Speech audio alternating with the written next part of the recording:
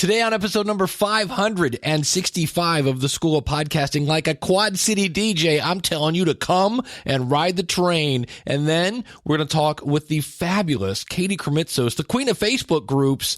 And if you are a coach trying to use podcasting to get clients, wait till you hear this strategy.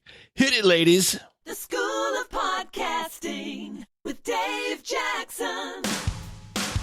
Podcasting since 2005. I am your very own personal podcast coach, Dave Jackson. Thanking you so much for tuning in. If you're new to the show, this is what's going to happen. I'm going to bring my 20 plus years of helping people understand technology, and then I'm going to help you massage your message, tackle that technology, face your fears, flatten the learning curve, and not just get you podcasting, because look, you can go watch outdated YouTube videos and figure it out. I'm going to get you podcasting headache-free, headed in the right direction to become a digital influencer. Our website is schoolofpodcasting.com. If you go to schoolofpodcasting.com/start and use the coupon code LISTENER, that will save you when you sign up for either a single course or for a membership. I really, really look forward to working with you in the future. Now, I mentioned a train at the beginning of the show, and we actually had the sun come out just for 10 minutes here in Ohio, where I'm at. And there's a bike path that goes through the lovely woods of Ohio. It's actually right along the Ohio-Erie Canal, which is where the canal boats would bring goods and services and food and stuff, and a donkey would pull this thing. Well, the donkey path is now a bike path, so it's really, really cool. And they also have an actual steam train. Now, it's not the kind that you got to pump coal into, but it is nonetheless the train. And it's always, for me, it's always great because when I'm driving there, if the train is there, you can't get into the parking lot. And inevitably, I will hear the choo-choo train coming with the little toot-toot of the horn, and I will do my best to drive like a maniac, but I will miss it and have to wait for the train to leave. Now, if you've never seen a train take off, it starts really, really slow, and the chug and chug and chug. I think I can. We've all heard that story. And Dave, I don't know if you know this, but this is a show about podcasting. What the heck does this have to do with podcasting? Well, I do a show every Saturday morning at 10:30 Eastern Standard Time. If you want to have your podcast question answered, and if you go, I would love some consulting, I just can't pay for it, all you got to do is give up some sleep. AskThePodcastCoach.com/live. And one of the questions I occasionally get, because we all want to know, where do I stand? Am I doing good? Where am I at?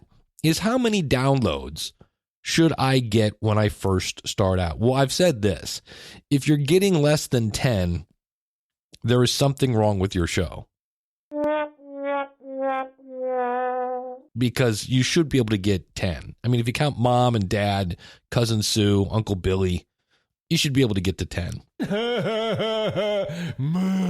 And so right now, as I record this, the median, which means 50% get less and 50% get more, is around 200. So if you're doing 200, yeah, okay, you're doing all right.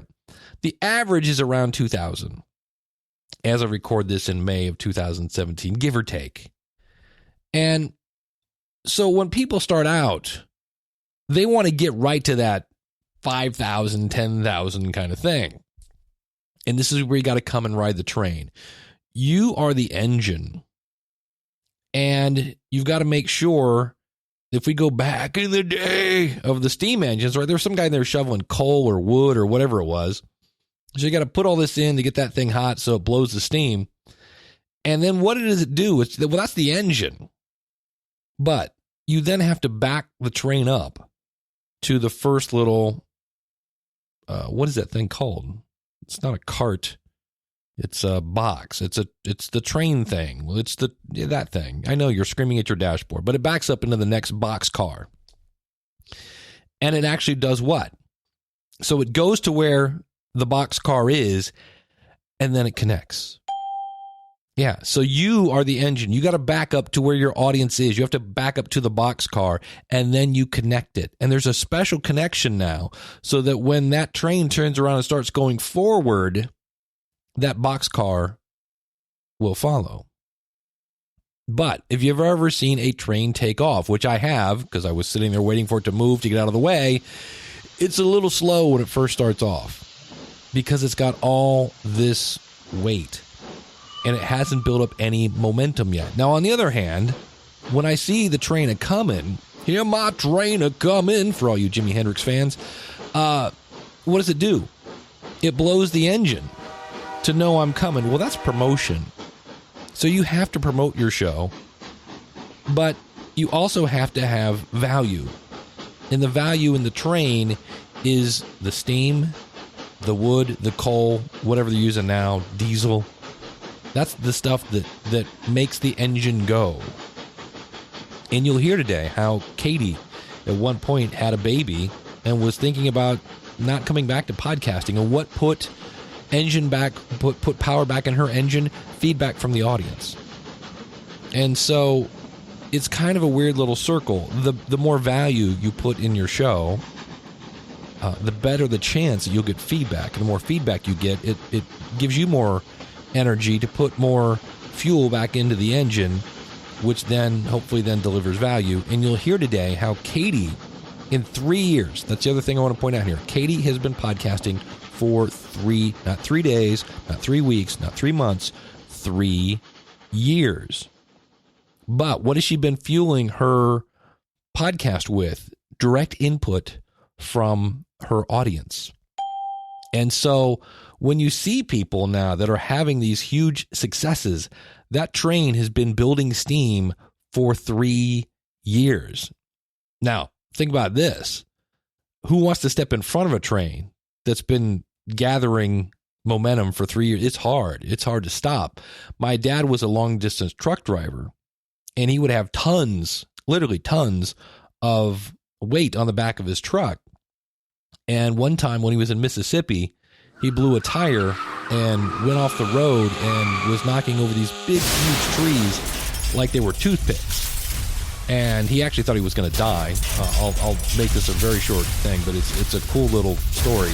He knocked off all these trees. I think I've told you this story before. The back of the truck, the trailer, when it was done, the wheels were pointing up, and the truck part of the truck, the wheels were pointing down, so it completely spun over.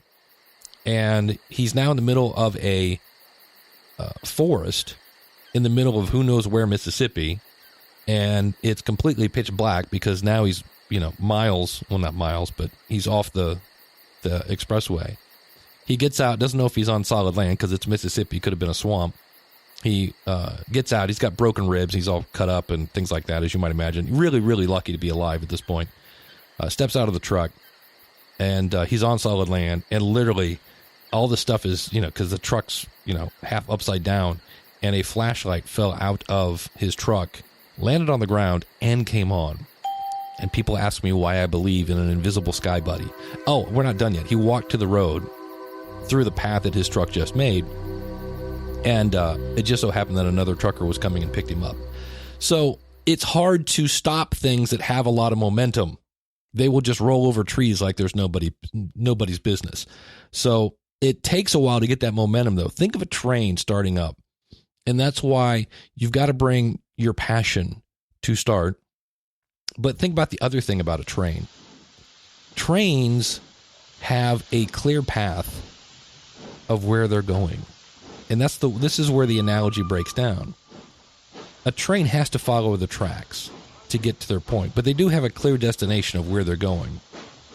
You, as a podcaster, can basically dictate where the train tracks go. If you come up with a better way, you'll hear how one of the things that Katie did to save her show, because she was getting a little bored with it after 3 years, she just changed the format. I know. You're like, what? You can do that? Yes, you can change your format. So when you first start off and you're like, I'm on show number 12. Yeah, the wheels are turning now. That's good, but you got to hang in there and keep feeding it value. Keep blowing your whistle so people know you're there, because it's the math of downloads is the total value in your show multiplied by the amount of promotion you do equals total downloads. Now, one of the things you can do to interact with your audience is, and we heard this when we talked with Natalie from Biz Chicks, when we talked with Joe from Stacking Benjamins, that one of the things they did to help their show and to boost that connection with their audience was start a Facebook group. And so when I heard the second person that had been on the show say Facebook groups, and I know I love my Facebook group, you actually, when you become a member at the School of Podcasting, you become a member of a private Facebook group, and they are really, really cool. And so I met Katie in 2016 at PodFest. I've been working with her and Chris on the Messengers documentary, so I kind of know the Krimitsos family. They have the coolest baby in the world. So I know the Krimitsos, but I'm bringing Katie on not because she's my buddy, but because she has a course on how to develop and really build this community. And her website is biz, as in B-I-Z, bizwomenrock.com. And if you're not a woman, you can still buy her course. It's true. So Katie and Chris have been working for, I think, 5 years in the Tampa Bay Business Owners Association. They've started that. They run it. So they know how to network with people. They know how to help people start and grow their businesses. So if you want more revenue coming into your business, if you think your business is running efficiently, if you're a mompreneur and you're seeking to find the perfect kind of personal equation for rocking out your business and mommyhood at the same time, or if you need someone to help brainstorm out ideas and ultimately hold you accountable to accomplishing your goals, then Katie is the person for you. You can find her at bizwomenrock.com. And you'll hear today talk about retreats. She has a course on how to start a retreat, how to rock your Facebook group, all sorts of things. There's a resource library out there. Check it out at bizwomenrock.com. And Katie Krimitsos, thank you for coming on the show. Thanks so much for having me, Dave. I appreciate it. What's the biggest mistake that somebody can do with a Facebook group? Because I think some people just say, oh, I'll go over. And I mean, the hardest hurdle is you have to figure out what type of Facebook group you want to make. Is it private or all that whole 9 yards? But is it one of those things that, like, if I just build it, they will come? No, absolutely not. Actually, there's a lot of strategy that should go into really getting clear on what the Facebook group is, what the main point of the group is. And ultimately, you're asking for the biggest mistake. The mistake is not really understanding what value you're going to provide to people within that Facebook group. So I really see a Facebook group as sort of a home, like really a virtual home. And so I want people to be comfortable in there. I want people to want to be there and choose to come into my group over wherever else they have 1,000, options to go to. And I want that to be a fun place for them to be. So I am constantly thinking, and anyone who's about to start a group or who already has started a group and it's not really doing what they want it to do, is just to get really clear on what value do you actually provide for the people in there. And in order to answer that question, you really need to get super clear about what it is you're doing in there, like what your purpose of the group really is. So for example, for a podcaster, the purpose of your group might be like, let me bring all my listeners together in a way where they can all sort of access me 24/7, and we can continue the conversation that's getting started on the podcast, and they can start accessing each other, right? So that might be a really great reason to start a Facebook group alongside your podcast. But then you really need to be clear on like, what's the main topic and purpose of this entire group, and what am I doing to ensure that this is constantly and consistently a fun and exciting and valuable place to be? So what are some strategies? Because to me, I think I've seen some people try too hard where they'll just like throw out they'll have the question of the day or whatever it is. And it doesn't seem to pertain to anything about the podcast or their, It's like, today, let's talk about, where was your first kiss? And you're like, what does this have to do with? Ooh, that's a good question. I'm going to ask that one of my So it's a little gray. I definitely have some pretty distinct strategies on what you can do to promote engagement, which is ultimately what we're talking about, because the last thing anyone wants, and the thing that most people fear in starting a Facebook group, is crickets. Like, you don't want to start a group and all of a sudden you're inviting people and people are starting to kind of dribble in, and no one's talking and your entire feed is filled with just you and barely anyone commenting on your posts, right? So the game becomes all about engagement. How are you encouraging people to comment? How are you making it valuable for them and they're wanting to like and to be part of the conversation? So there's a couple of very specific things that you could do. It could be, you mentioned asking questions, but it's not just a matter of asking questions. It's asking questions that people actually want to answer.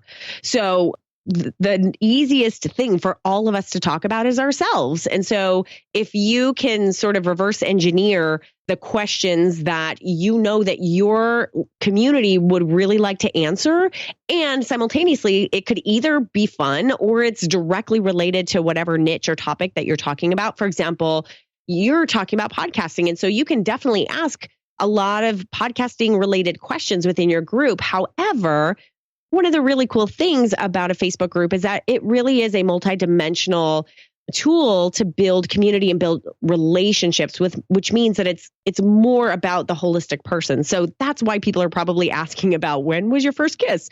So as long as you're keeping it in line with, and again, always being true to, is this providing value for this community at large? And for each of the members in here, then it becomes about asking questions that they get value out of and that they want to answer. And that's one strategy on how you can start to get them engaged. Another strategy is by celebrating people or, kind of highlighting or spotlighting some of your members. And you do this for a couple of reasons. Number one, because it shows you as a leader who actually does care about your members. And as big as your Facebook group gets, I don't care if it's 10 people or if it's 10,000 people, ultimately, your goal as a leader of any community, specifically for a Facebook group, is to make sure everyone feels that they are uniquely special. And they are. So your job in doing that through something like a spotlight could just be like, let's just say you noticed that Joe was doing this and that was really cool. So you can make a post tagging Joe and giving him a shout out for something cool that he did, and just asking the whole community to like, hey, join me in, congratulating Joe for doing whatever. Now it does a couple of things. Now, yes, you've been people now see you as somebody who is shining the light on someone and you're making someone feel special. You're itemizing out one person, but you're also tagging Joe in that post, which forces Joe into that conversation because he gets a notification that he's been tagged in a post. So it forces people into a conversation. So along that same line, and another third strategy is that you can tag people within a post in some sort of a related conversation. So let's just say that you saw a conversation or you had been talking to a couple of the people who were in your group about X, Y, or Z. You could actually create a post in your group that was like, hey, I was just talking to James and Jill and Tom, and tag them all. And, this is the topic and I would love to know what you guys think. And obviously that would be something that is relevant to the topic of the group. Again, now you have forced those three people into the conversation. So you're most likely to get at least them to comment. And then once people start commenting, then you get more and more people looking at it because that post kind of raises up in the algorithm of a Facebook group. So the more comments a post has, the higher it gets within the feed of a group. So those are just a couple of ways. Video is a really good strategy to use. And you can do a video that is only seen within your group. So basically you're starting it within your group. And so that's whether it's a Facebook Live or a pre-recorded video, you could do pictures. I mean, the whole idea of just changing up what you're doing. And I guess this all goes back to my big belief, which is this is a giant experiment. And as long as you walk into a Facebook group understanding that and really embracing it, then you can have a lot of fun with it. I am 3 years into managing and leading my foundational Biz Women Rock Facebook group. And I'm still experiment every single day to see what works and what doesn't. And believe me, even after 3 years, I'm posting stuff that barely gets any action. And then I'm posting stuff that I was sort of off the cuff and I get tons of people engaging with it. So it is a giant experiment. And just like business and just like a podcast, it's like, let me see what works and what doesn't. And then you can start having fun with what does. Can you think of something that you thought, I don't know, this might work. Who knows? Whatever. We'll see. Something you didn't have high expectations for that just took off? Yeah, this was something I sort of randomly did in the very, very beginning of the group. I was sort of doing this like, okay, let me ask some fun questions. Da, da, da. In the beginning, for the first couple of weeks, it was all business related, right? Because I was thinking, this has to be business. This is what they're here for. And then one day I was just like, I couldn't come up with a good business question. And I just posted, where in the world are you from? Like, where are you? Like, where do you live? I think that was the question. And I had like 150 comments of everyone like identifying, because we're all proud of wherever we live, right? So it was totally random, had nothing to do with business specifically, but I learned in that moment that that is a great question that any group leader can ask. I don't care what your niche is. And a lot of people will comment because everyone is like, that's an easy question to answer. Actually, that's another thing to keep in mind. Like, is this an easy question to answer? Does somebody have to sit and think about it and it's going to take too long, so they're not going to take the time to answer it? But it's an easy question to answer. And it taught me that you don't always have to be so drilled into just talking about your topic. Like, you can get to know these people as holistic people. So that was really cool. Well, and I could see where people going, wow, I didn't realize you're only 20 minutes from my house. I didn't know that kind of thing. Yeah. And so when we talk about conversations, and I'm doing air quotes right now, like, oh, bring them into the conversation. Like, this is actually kind of how that happens and why I just am such a big fan of Facebook groups as a multidimensional platform, because all of a sudden these conversations start happening without you there. Like, you know, people who were in the Pacific Northwest started talking. People who were, you know, in Texas started talking to it. There were a couple of people in Australia who started talking and, oh my gosh, where are you? Da, da, da. And it was great. And I have since learned posts like that, when these side conversations start happening, end up sparking amazing friendships, all because of my group. And that is super cool. And it's not only just friendships, but like work relationships, like referral partners, like they've gone into business together. Like that stuff happens because of the relationships that are getting built. And those relationships can only be built because you've built this platform that encourages that. Now, I know there's a private Facebook group and then there's a public Facebook group. Is there any other kind of like in between version, or is that basically the only two varieties of Facebook groups? No, you have three types of groups, basically, as far as like privacy. So one is a public group, so anyone can join. You do not need to be approved. One is called a closed group. I think that's the name of it. And a closed group, that's what my group is. So technically it's quote unquote private. If somebody starts typing in the search bar in Facebook, my group will come up. So if they start typing in Biz Women Rock, basically it's searchable is what that means. Got it. And so they can go, I forget what the word is, but like apply to be part of the group. Now I have set the settings where I have to approve them. So I'm going through and making sure these people, you know, are actually women, are actually not bots, are actually real people. And then there's a secret setting, and secret means that kind of same concept, like they need to be approved, but it's not searchable on Facebook. So it's not going to come up. And I believe in there, actually, I'm not 100% certain on this, but I believe with both of the previous types of groups, you could give people the link for the group and they could then get in, whether it's public or be approved to come into a closed group. But if it's secret, I don't think they can actually come in. I think you have to like manually add them into the group, into a secret group. Interesting. Now, if you start one style, do you know if you can switch to the other? Yes, you absolutely can. Yeah, you can. You can switch all that stuff at any time. And then the other thing I always hear in some cases is, you know, how do you maintain the fact that it stays focused on what it's supposed to be focused on?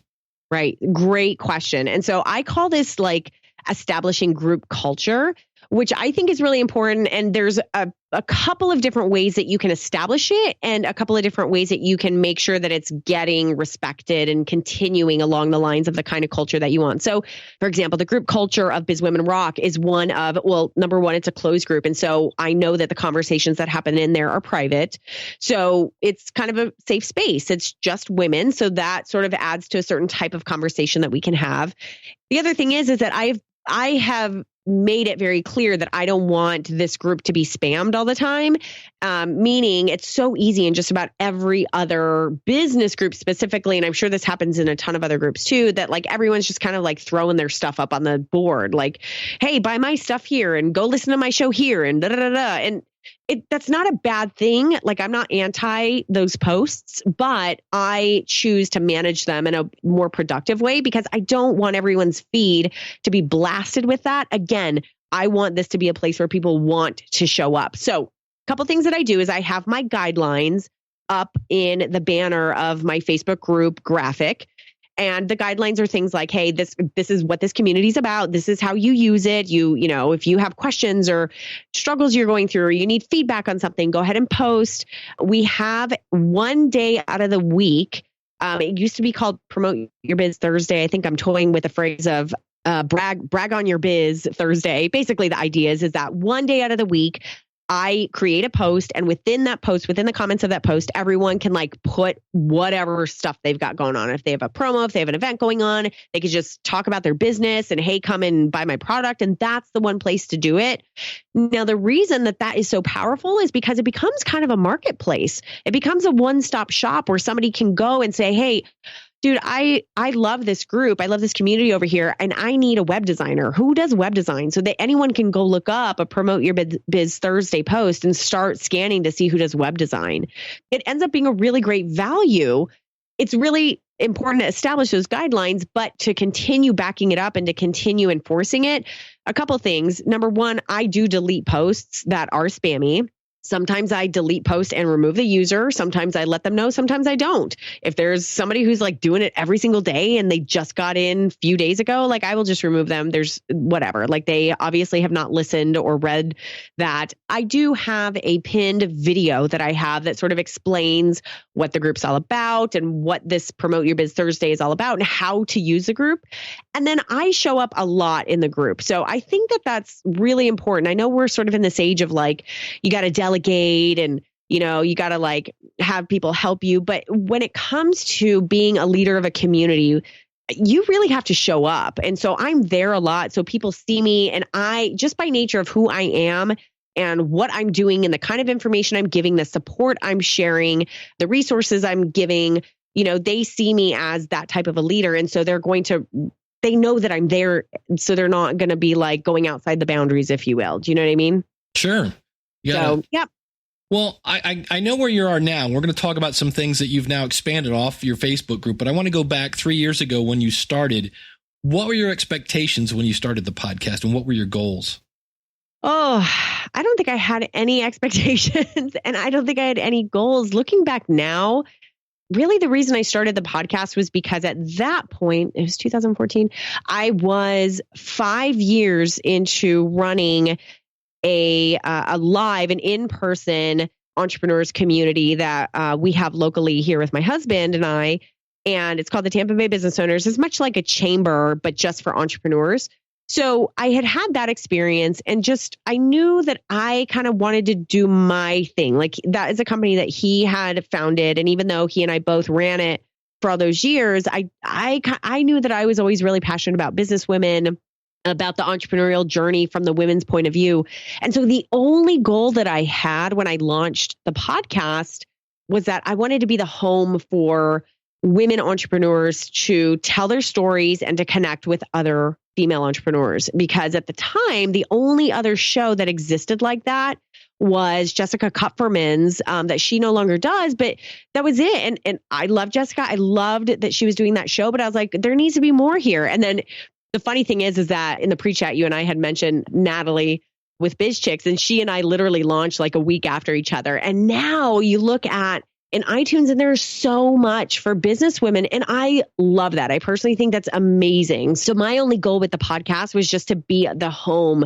So if there were women out there who were running through the gauntlet of growing their businesses, I wanted them to identify with Biz Women Rock and say, like, yes, this is my home. These are the women who speak my language, and this is where I'm getting the support and the knowledge that I need. I know you said you've done some things with sponsorship. What's your experience been like? The funny thing is that I feel like this idea of like, hey, let me start a podcast and I'm going to monetize it. That conversation always starts with sponsorship. And while I am a big fan of sponsorship, I think it's a great thing.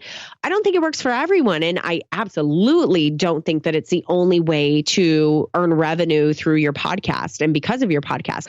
So I experimented with sponsors. I had 2 sponsors within the first year of Biz Women Rock. And they were people, one of them had been a guest on my show and her products were perfect for business women.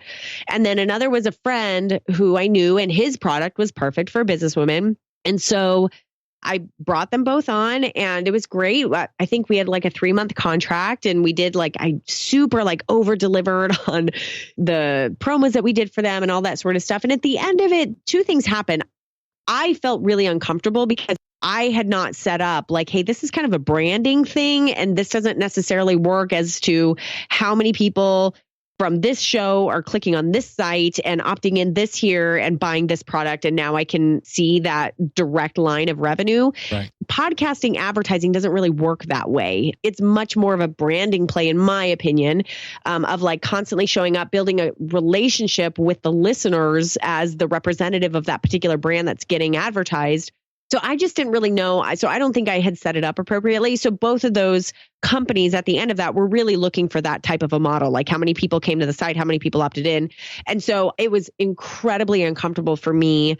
It made my stomach churn of oh my God, I have to have X amount of people go to their site and I have to have X amount of people go buy their stuff. And that just didn't sit well with me. So after that 3-month stint, I think all parties involved were let's kind of pause it. Yeah. The summer of 2016, so not too long ago, I'd actually hired an agency to go find me sponsors because at that point I was well, let me see if I could do this again. I kind of understood the conversation better and how to set up the expectations. And so I brought on another sponsor and we had a great time. He got a lot of business out of me. And it was wonderful. So he was a sponsor for 6 months. But one of the things that became very clear to me was Biz Women Rock as a business offers coaching services, strategy services, products and programs and education. And there are products and services that I am selling. And what I was recognizing is my sponsor, because of my agreement with him, obviously I was giving him a lot of time on the show. And then it would be okay, well, now I got to pitch my stuff and make sure people know about my stuff. And pretty soon it was 5 minutes until we were getting into the show. And I was dude, this is not cool with me. Yeah. That doesn't feel good. And truthfully, as far as my business model goes, I am my own sponsor. My whatever stuff I have going on, I am talking about that because all that revenue goes directly into my pocket and it's not just whatever fee. And then I don't have to worry about any sort of headache or stress over oh my gosh, are people going to this? Are people going to their site? Now I'm confident enough with my incredibly loyal audience that, obviously gave this recent sponsor a lot of business and that's great. But I'm very clear, that taught me, they're obviously listening to me. Why don't I talk about my products and my services and what I am creating for them because they're asking me for it. So that became real obvious that I am a better sponsor for my show than anyone else right now. Yeah, I had the exact same thing. I had people that could tell me more about Emerald City Productions and their editing thing. Then they'd be but what's the School of Podcasting about? And I'm oh, this is not good. Yeah, so true. Well, and you started off your coaching with a contest.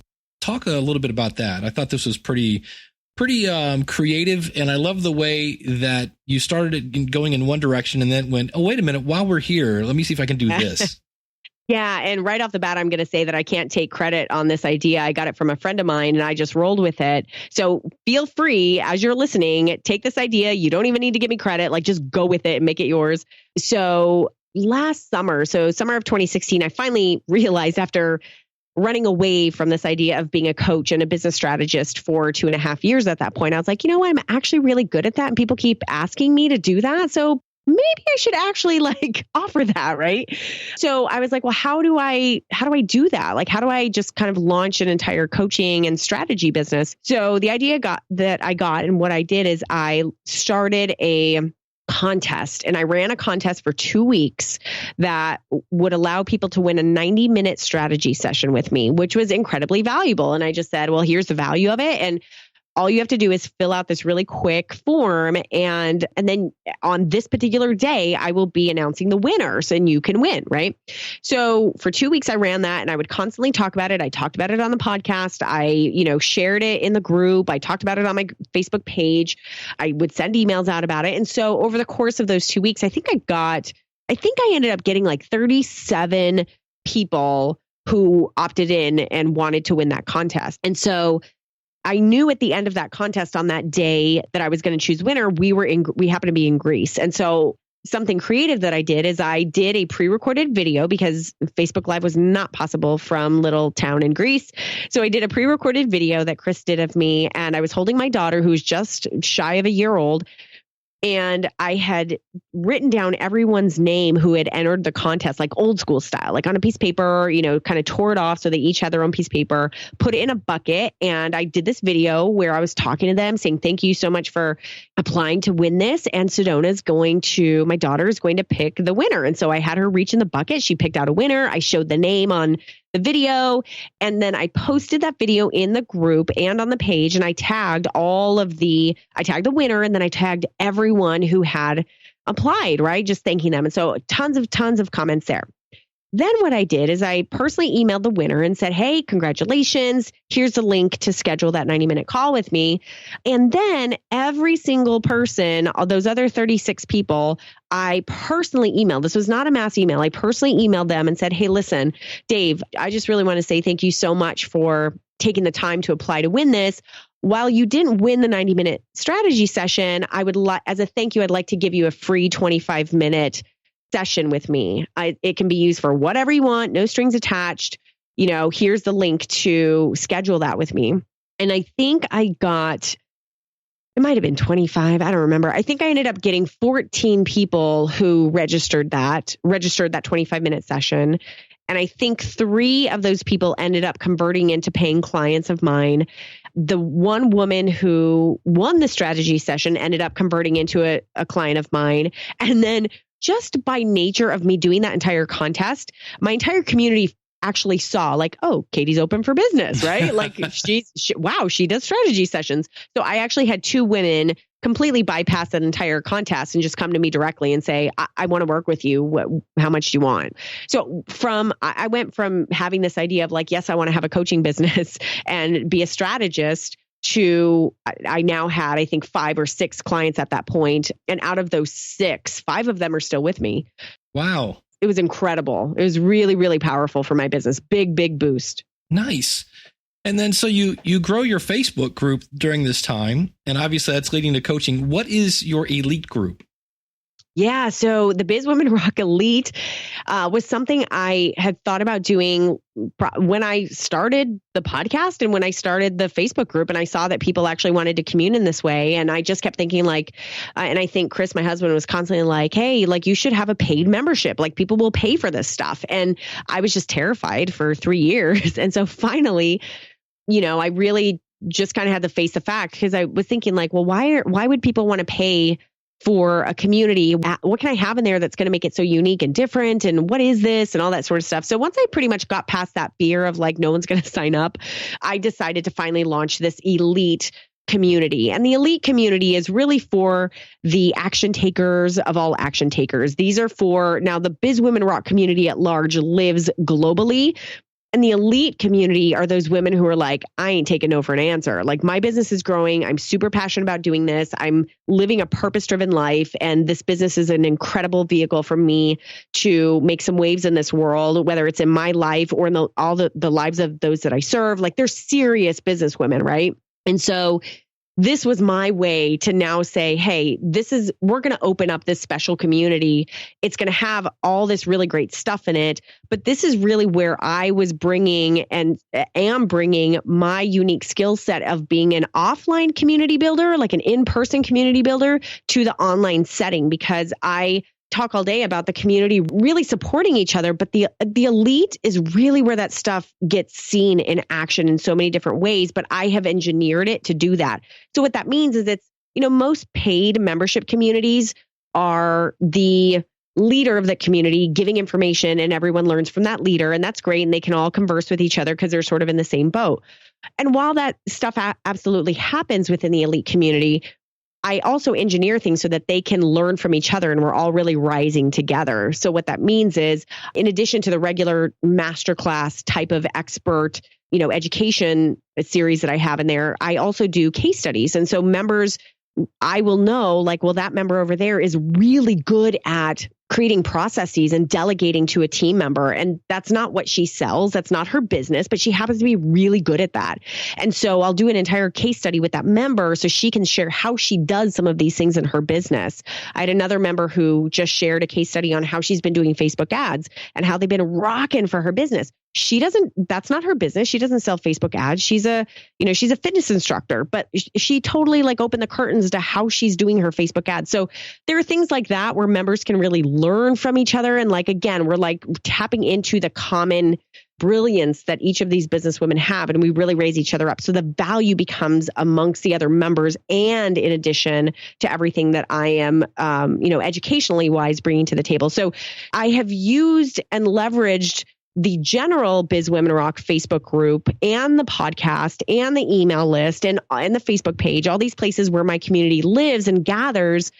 And I really leverage that in order to launch this paid membership community. So that launch just happened last month. It was kind of what I would consider sort of like a quiet launch. Like it was really just to my community, and I opened the doors and then closed them down. So it's closed right now. No one can get in. And then probably in a couple of weeks, I'll open it back up again and just kind of allow more and more people in there, which is really cool. And that's exciting to me because that's sort of the future of my entire business. Like that's where, again, like, you get these beating heart, and Dave, I know you can identify with this. When you get those podcasters who are just like, they live, they eat, they breathe podcasting, and they want to grow, and they're so passionate about growing their podcast and doing great things with it. Like those are the people who really juice you up. Like that's kind of what this is for me. Well, the other thing you did that I was like, wow, I know you did this one for yourself. I didn't realize this was one of your courses. You are taking your community now on retreats. So talk about one of your retreats. Yeah. Okay. So again, this really all comes down to the audience that you have and how you're interacting with that audience and what you're doing with that audience. And so again, I take the listeners of my podcast, they're in my Facebook group, and then I get to like experiment with a ton of stuff on all those platforms. So again, I had this idea for a retreat when I first started the business, just because I was like, dude, it'd be so fun to bring like, a dozen or so women together and we could all do this. And I was just so chicken and never did it. And then the summer of last year of 2016, I finally was like, okay, I'm doing this retreat. So a couple of fun strategic things that I did. Number one, I had made up my mind I was going to do it. And I had already done the research on like how, like logistically, like here's where I would have it. I would definitely have it in my backyard because I knew I had a contingency of community members here who would support it. And then what I did is I reached out to them one-on-one and I was like, hey, if I did this retreat, would you be interested? And immediately I got 4 people who were like, yes. So I was like, okay, 4 people's enough. I'm doing this. So then what I did, and this was very authentic. I wasn't lying and doing this, but I made a post within my group that said, listen, ladies, I need your help. I want to do this event. And I didn't know it was going to be a retreat at that time. And what I described was something like a workshop, like a day-long workshop or a 2-day-long workshop. And it would do A, B, and C. It would basically get you ready for 2017 at that point, right? So I described what it was. And I said, here's where I need your help. I cannot come up with a sexy name for this. What do you guys recommend? Like all the names that I had were boring.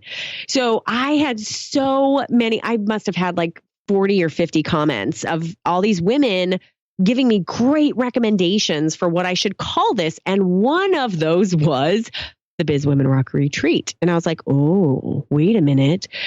Retreat means something very different than a workshop. That all of a sudden, that means like kind of a weekend away. That means a little bit of a higher ticket price. That means a different dynamic that happens. And I was like, oh my God, like that's it. So the reason why I'm saying that is because I used that post as a foundational strategy for my community really actually helped me. So now I had buy-in from them. They knew what I was thinking, what was coming up. And then when I finally did launch the retreat and say, okay, it's here, I went through and I tagged every single person who had commented on that post. And then I had asked them in that original post, like, hey, if you happen to be interested in it, let me know. And so every person who had commented that they would be interested, I sent a personal Facebook message to and said, hey, listen, you had mentioned that you were interested. Here's a link for it to read more about it and to sign up. I would love to have you there. Spaces are limited. So yeah. So, my very first retreat was incredibly successful. I had 13 women register.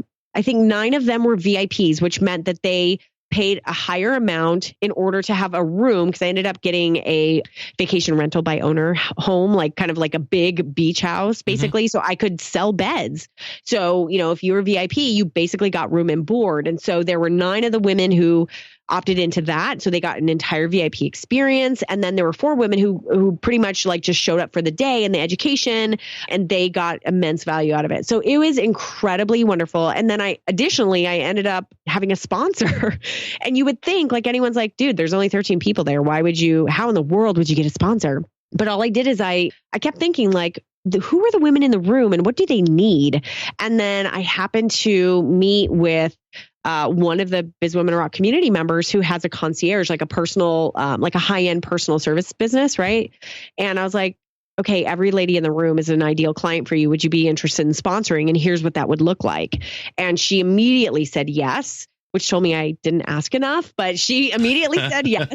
And there you go. Now I have a sponsor for this event. That's awesome. That just paid for all the food, So it was mind blowing. It was it took my entire community and my experience of my community members to a different level, because look, my community, I'm very, very lucky. I have a community of a lot of women, like thousands and thousands and thousands of women all over the world.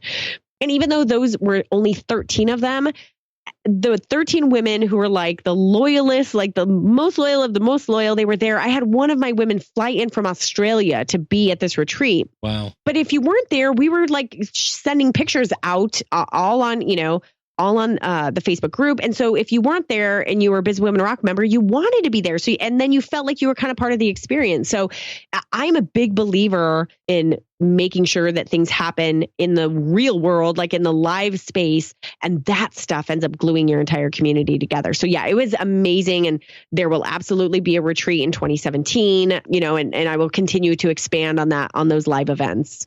Well, you said you didn't do it because you were scared. What were you scared of? Oh, I mean, why would people sign up for my community instead of somebody else's? Like, everyone has a membership group. Why would people sign up for this one? Why would people pay for something that I felt like I was giving free, right? And I'm sure a lot of podcasters can identify with this. Like, I was giving I give so much value and education on my podcast. Within my private Facebook group, there's so much value that gets put out there. In my mind, I couldn't conceive like what could possibly be in this community, because it wasn't attached to a course. And a lot of membership communities are attached to a course, right? So it wasn't like, hey, learn the ABCs of taking your business from a 6-figure business to a 7-figure business. Like, it wasn't that. So it wasn't that niche or specific. It was like the most driven women. So how do I make them feel like they have to be a part of it? So for me, it was a little of getting clarity over like, what's the real value proposition here? And I had to kind of step out of my ego and say, what makes this so special? Oh, wait, I actually have a lot to offer here. I mean, this is a little bit of imposter syndrome. And yes, I had it 3 years into this business. Like, who am I to do this? Well, I actually, you know what? I've had now almost a decade of incredible business building experience. I have so many amazing relationships that this is what it's proving to do. Like, I am acting as sort of like a concierge, if you will. I always forget the term, like a curator. So I am out there like searching for the best content and experts and information for my elite ladies. And I'm the one that's curating that for them and bringing those people in. And I have the benefit of having made incredible friends in so many different arenas in business for this past decade. And literally all I have to do is text my friend over here and Voxer my friend over here and message my friend over here. Hey, would you want to come into the elite community and talk about this? And so like, that's part of what the value is for people. And so I had to see that. And then truth be told, it wasn't until PodFest of 2017 that I was sitting down having drinks with a couple of my Biz Women Rock community members who were there.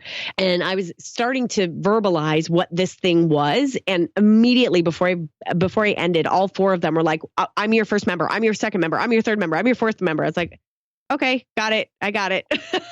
I got to do this now. So was that the biggest thing that changed, was just you had to kind of get over your own imposter syndrome to kind of get out of your own way? You know, I work with a business coach, and for weeks and weeks and weeks, I would like tell her this whole thing, like, why is my thing any different? And she's like, because of you. Get out of your own way and just do it. And so, and truthfully, a lot of what scared me was like, oh my God, now I'm like responsible for having to produce this content all the time. And that's scary. But then I would have a smack in my face and be like, Katie, you've been producing a weekly podcast for 3 years. I don't think that you have a problem being able to provide content, right? Like I'm not going anywhere. Yeah. That was a lot of it. And so truthfully, for anyone who's wanting to try something and try to make an offer, really what I say is like, really brainstorm on the concept of really what you want it to be. And this holds true whether you want to launch a product of some sort, a course of some sort, if you want to do coaching, or if you want to have a membership community or whatever it is, do a brain dump of what this thing could be and all the value it would have in there. And I'm going to make the assumption that you're going to get incredibly excited about it. If you're not, you should probably end it there. But if you do get excited about it, go tell a few of your community members about it. And if they are like, oh my God, when's it going to open? Right. Then now you've got proof of concept, and then you go build it. Don't spend days building out a course, or I shouldn't even say days, weeks, months, sometimes years, building something out before you even have people who are going to buy it and invest in it. There was a spot, and I've always said they are the arch nemesis of podcasting, which of course are babies. And you had one, and you had taken some information to kind of keep your show on somewhat autopilot while you gave birth and were taking care of the little person. But there came a time when you're kind of like, I'm not sure if I want to go back to podcasting because, well, you had this this baby thing. They're so needy. They always want fed and want their diaper changed. They're so selfish. I tell you. I know. What are they thinking? I know. What got you back into it? Because I could see where it'd be easy to go, you know what? Number one, you have like one of the cutest children on the planet, period. Oh, thank you. She loves you, Uncle Dave. But what pulled you back in? What enabled you to come back in? You know what? I don't know. I think what it was, and this tends to happen anytime I get in a rut with my podcast, people start commenting about it without me asking for it. Like all of a sudden I'll just get a couple of Facebook posts or, tweets out there, and people like give a shout out to me and my show. And oh my God, this was an amazing episode. This was a game changer for me. Or somebody sends me an email, like totally. I think timing wise, that just ended up happening right around that point. And I was like, okay, still got to do this. And then I started getting excited about what else I could do. And that's probably about the point where I changed the format of my show quite a bit. So, and I started experimenting with different types because I also realized I was bored of it. I was bored of the format. So I needed to spice it up. So it now became a new project for me to try and experiment with. You're allowed to change your format? Yeah, believe it or not. As you will hear, experimenting is a pretty common word in my vocabulary, just because I don't want anything to get stale. I don't want to get stale with it. And if I was getting stale with it, of course, my listeners were getting stale with it. So yes, you can change your format, and it can just be whatever the heck you want. And as we wrap up here, can you think of, you've had all this time with your community. Does anything stand out that just knocked you out of your chair? Like, wow, I can't believe I had that kind of impact. Oh my God. It happens a lot, and I'm really amazed at it. When I first launched the show, the very first email that I got of fan mail was from a woman named Stephanie, who was basically telling me the story about like how at that point she didn't really like her job, but she wanted to be creative, and she heard that episode and that just inspired her to go do this. And I pulled over in the car and cried, and that was awesome. Well, what was really cool is like, she's obviously continued to listen to the show, and she showed up as being one of those people who had called in not so long ago, a couple months ago, to tell me about whatever question I had asked, like maybe about, your lowest moment in your business and how you went through that, like how you got through it. And she came in to talk about it. And it was so amazing to hear what had happened in that time from that first email that she sent. And I mean, she pretty much is like, I would learn every single week with your show, and I would go implement something. And there are so many versions of that just baffle me. And then, I mean, I had one of my clients tell me the other day, kind of off the cuff, like that she's reached what I call equilibrium in her business, which means that she has recurring revenue that basically pays for her bills every month, which is a magical place to be for any business owner. And I was like, oh my God, that's amazing. and she listens to the podcast. She's super active in the group. She's a personal client of mine. She's an elite member. Like it's when I get to feel like that it happens on all these different levels, and I have the opportunity and the blessing to be part of somebody's life that way, whether it's small, whether they just listen to me and they never comment in the group, or they never, I've never heard from them, but I know all of a sudden I had some woman reach out to me about 2.5 years after I started the podcast and tell me a story about how she started her business because she started listening to my podcast, and I'd never heard from her in that whole time. Wow. So yeah, I mean, it blows my mind that I get to do what I get to do, which is why I'm so passionate about podcasting as a way to share a message and to be able to show up and impact people, even when you don't know if you're impacting them.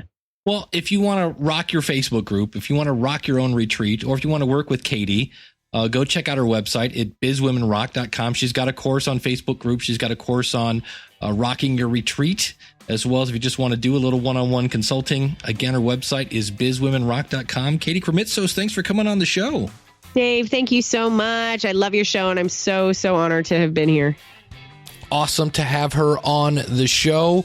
And just a little, as we wrap things up here, a couple things I wanted to point out. I did something a little different here. Normally, I would start off and do her story and how she built up things and then get into Facebook groups, because I brought her on as a Facebook expert. And that's what, in theory, you clicked on play to hear. We did the Facebook stuff first, and then we did her story.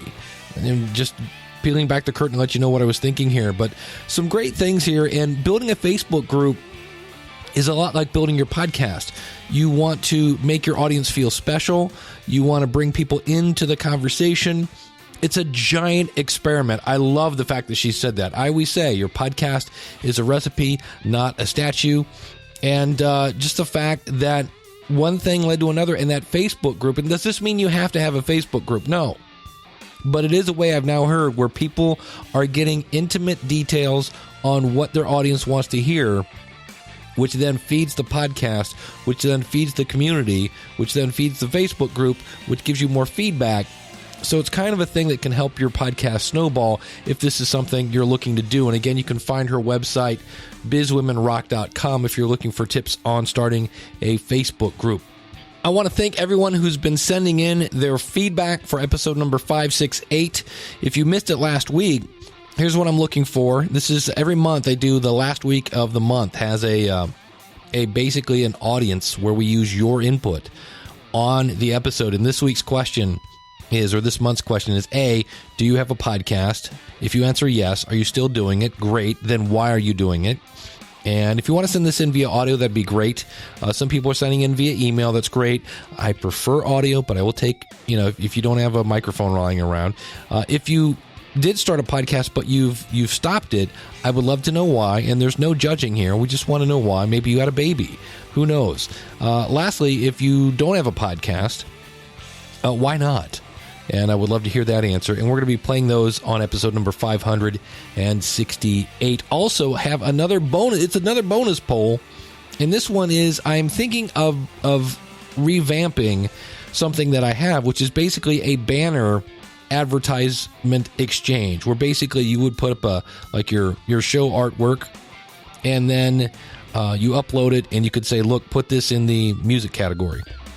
And then on your website, you could say, I only want to show other images from the music category on my website.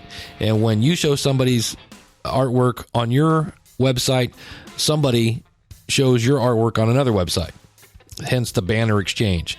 And I've done this in the past. It's actually, I have one running now. My question is this something you'd be interested in doing? Because I'm thinking of revamping it, updating the software that uses it. If you're interested in this, go to schoolofpodcasting.com/banner poll, banner poll, as in BANNERPOLL. And of course, this will all be out at schoolofpodcasting.com/568. And last but not least, if you're going to Podcast Movement, use the coupon code SOP10. That'll save you 10% off. Podcast Movement, the largest podcasting and new media it's the grandfather of all podcast events, and I will be there speaking on a panel, also be working the Libsyn booth. And if you're like, Dave, all this podcasting stuff, I don't even have a podcast yet, I would love to work with you. I got 12 years of experience, and it really is my passion. I really love working with people. You can go to schoolofpodcasting.com/start and use the coupon code LISTENER. And the only place you get that is right here in the podcast. You won't find that on the website. It's my way of saying thank you for listening. I really do appreciate it. And use the coupon code LISTENER, and that will save on that. If you just need a couple questions answered, I also offer one-on-one consulting. So thank you so much for tuning in. Until next week, class is dismissed. Take care, and God bless.